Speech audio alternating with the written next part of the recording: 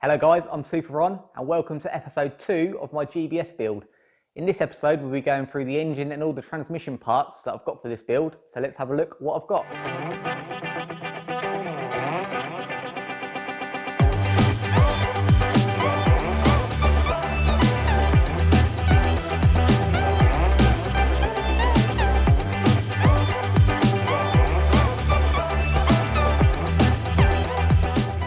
So in the kit car world, lightness is everything, and with modern engines there may be some better candidates to put in the kit car, something lighter, more power, but for me, as you've probably seen around the workshop, I'm a Vauxhall guy through and through, so there's only one contender for the engine. It's going to be C20XE Redtop powered, and luckily with all the other parts that I've got around the workshop, I had almost everything to complete a build. I've had to buy a few more parts because everything I had was C20 Calibra turbo parts out of my Astra and other bits and pieces around. But luckily the C20XE and the C20 Calibra turbo are basically the same engines with just lower compression and different cams. So everything that I've got will all bolt together and work for normally aspirated. From messing around with Vauxhalls for over 20 years, I've got pretty much parts everywhere. I've got multiples of everything, so it means I can pick the best parts out of what I've got. First off, let's go through all the other bits I've got from the Astra in the workshop already. I've been unwrapping packages and boxes that haven't been opened for 10 years, so let's have a look at them. And here are the internals out of the Calibra turbo engine that was in my Astra. We were running about 360 horsepower, so it was fully forged. I had steel rods with Worcester low compression pistons, had a Cometic steel head gasket, had a TTV billet flywheel, had the Z20 oil pump with the modified pickup. There was a standard C20 crank that had been balanced up. The cams were, I was running an XE inlet cam with the vernier to adjust that in, and the standard C20 cam. I was running ARP bolts for the conrods, the mains, and a full head stud conversion. Had a Helix paddle clutch in it, a steel water pump, and some of these I'll be able to use again. The cranks are the same, the conrods are the same, so I'll be able to use the steel rods out of this setup. The low compression pistons I won't be able to use in normally aspirated, and the same with the head gasket, that was to lower compression. The XE cam I will be able to use. The flywheel will be fine to use and all the carbon bits and pieces, and I've also got the block, the head, everything else that will build up into the same unit. So the main part of the internals I knew I was going to have to change was these Worcester low compression pistons. They're fantastic for boost, you can cram so much more in, but they won't work for normally aspirated applications. So my plan was just to have a standard bottom end. I've got loads of red top bits about, all just standard GM parts, and people seem to push them quite well, and I was just going to rev it out and see how it goes. As I said in the last episode, I'm always looking out for bargains as this is quite a budget build, so I'm always scanning eBay, and something that I spotted one day completely changed this setup. I was looking on there and I found some C20XE Amiga high compression pistons for £50, buy it now. They'd just been used on a Mark II Escort on a dyno, and then they were back up for sale because they were going for a different setup. So I thought it was a bit strange, £50 for a full set of pistons, but I put a bid, I bought it now, and a couple of days later they turned up. I thought it might be a scam or maybe just one piston, but they all turned up, almost brand new Amiga high compression pistons. So my plan now is to use my steel rods and these pistons, and as with all builds, it's kind of escalated. As you can see with the normal standard Vauxhall pistons, they barely have any cutout, the valves don't open very far, but the high compression pistons have huge cutouts. The tops are high compression, plus you need bigger cutouts for the higher lift cams. So that opened up a whole load of opportunities for me. So with my plan on just having a standard red top build, I was just going to use standard red top cams, but with these new pistons with the huge cutouts for valves, I went back on eBay and I found these SBD 220, 230 cams. They're quite monsters, and these are actually the biggest profile cams they do for hydraulic lifters. And the guy was selling them for £100 each. I've already got one vernier from the C20 build, so that will still work, so I just need to get another one for the exhaust cam. So this is the cylinder head off my Astra. I actually haven't seen this for about 12 years. It's been wrapped up in the shed, so I had to dig this out. It's a Coscast head, and it's had a big valve conversion, and it's all been ported and polished. So this should work fantastically with the high revving XE.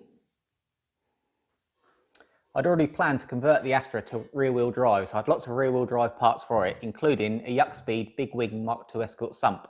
But that's just too big and too wide to fit in the kit car chassis. So I went on eBay, searching around again, and I came across this brand new Westfield Sump. It's the XE, it's a cast item, baffled, and it bidded up to £58, so that's what I won it for. And the most satisfying thing when I received it was that it's got penned £230 on the inside. And if you know the outlay of the Redtop engine, you'll know the oil filter sits right at the front of the sump.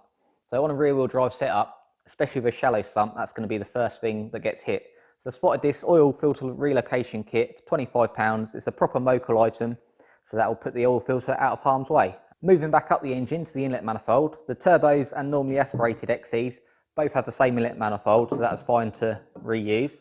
But something I hadn't got out yet, on my Astra, I was planning on running throttle bodies and a turbo, RB style. So I've got these Gen V throttle bodies. I bought them brand new and they've never actually been run yet. So these will be perfect for the kit car. So when I bought the throttle bodies, they were actually part of a package from M-Tech Automotive. It was the throttle bodies and their Mega Squirt V3.0 management all together. It came with a DIY loom, all the parts. It's coil back controlled, and it had the base map on it for the C20 Let, so it might start up on the kit car, but there's plenty of Mega Squirt forums out there I can get a map from. And I've just seen the most depressing thing is the postmark on it is 28th of the 1st 2009, so it's been sitting in this box unused for the last 11 years, but now it's got a purpose, so it'll be able to run the kit car. Carrying on with the eBay finds, I keep calling this an eBay bargain build, and by that I don't mean I just go and buy all the cheap Chinese stuff.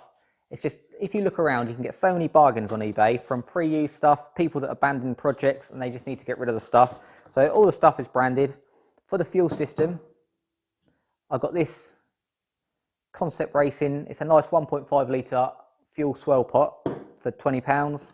I've got a high pressure fuel pump and a Cytec filter with all the brackets and everything.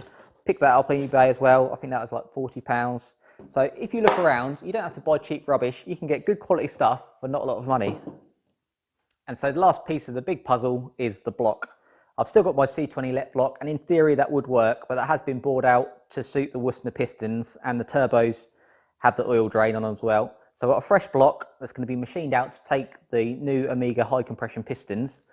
This is my C20 Let crank, and although it would work, I managed to pick up a early Astra GTE crank, which are a lot lighter, so that will allow it to rev a bit more. I sent my dad out to pick that up, good old dad, and so I'll have all these machined to match. I still had the alternator off my C20 Let, which will work perfectly, nothing wrong with it, but my uncle gave me this little dinky thing. It's off a Kubota 12 volt tractor, so with the size difference, I think I'll be using that. With all that airflow rushing in through the throttle bodies, it needed a way to get out the other side. And that came in the form of this. It's an aftermarket Westfield manifold. It's a lot bigger than the standard item. The standard runners are about 1.5 inches, and these are 1.75 inches.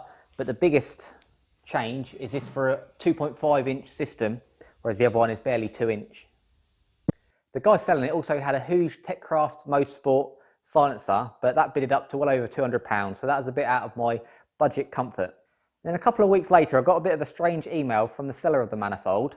The reason he had it for sale is he'd upgraded to a full stainless system, all handmade and all brand new.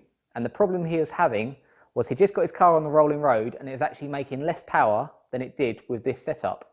So the engine builder was blaming the exhaust builder for strangling it. The exhaust builder was blaming the engine builder for having a duff engine. So he made 235 horsepower through this manifold. So he asked if he could buy it back, test it, and then he'd sell it back to me for exactly the same price. At the time, I wasn't in any rush to make the build go fast. So I said, yeah, that's fine. Sent it back to him, and he'd done his dyno runs with him.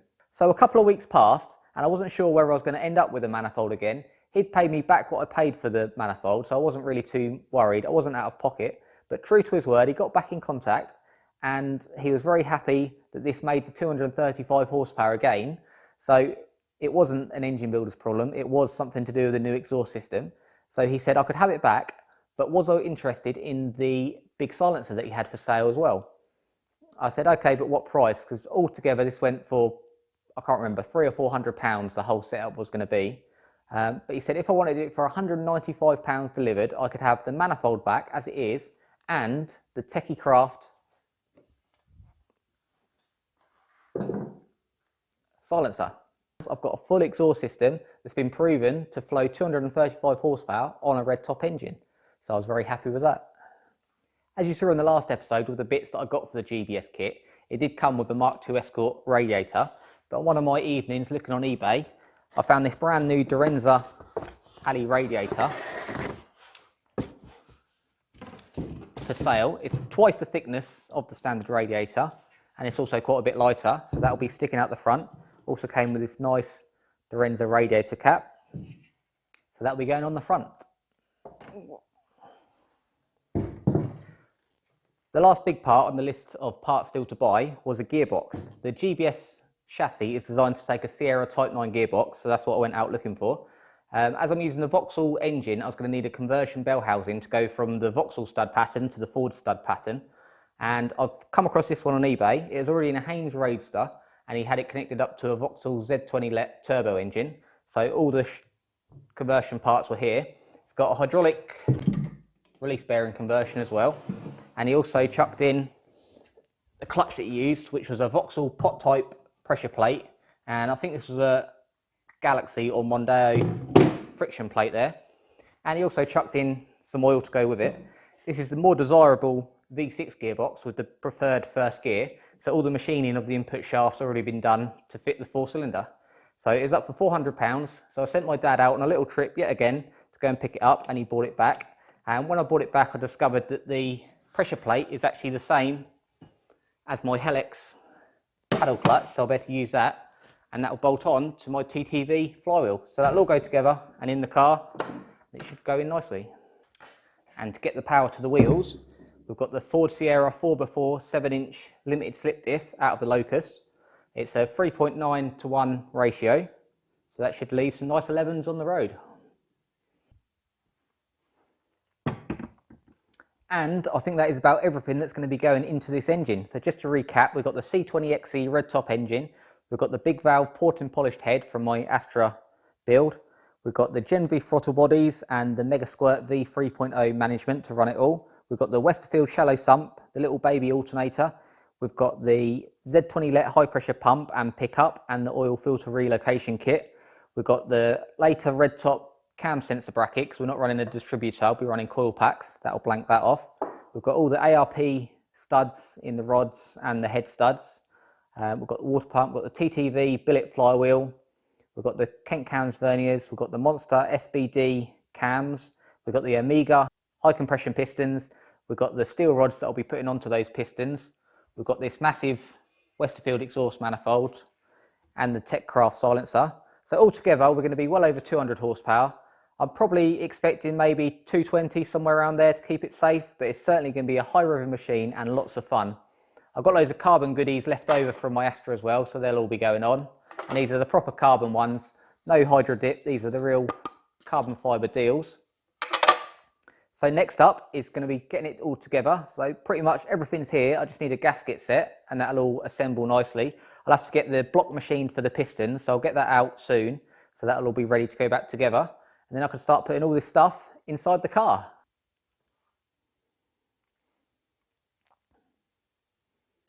As fun as having over 200 horsepower in a 600 kilo car sounds, after watching a certain other YouTube video recently, I couldn't help but think whether I needed a bit more safety.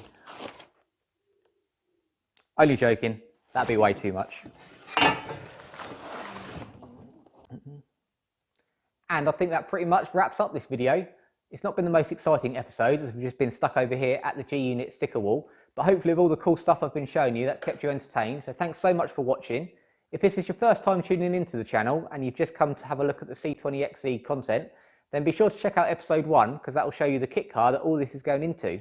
And then definitely subscribe, because in episode 3, we'll be putting all this stuff into the kit car. So we can stop playing with parts and stop just picturing parts, we can build a car together. For everyone else that's already subscribed, thank you so much. I got great feedback from the first episode. You all seem to enjoy it. So if you keep liking it, I'll keep filming it and we can build this car together. But until then, have fun.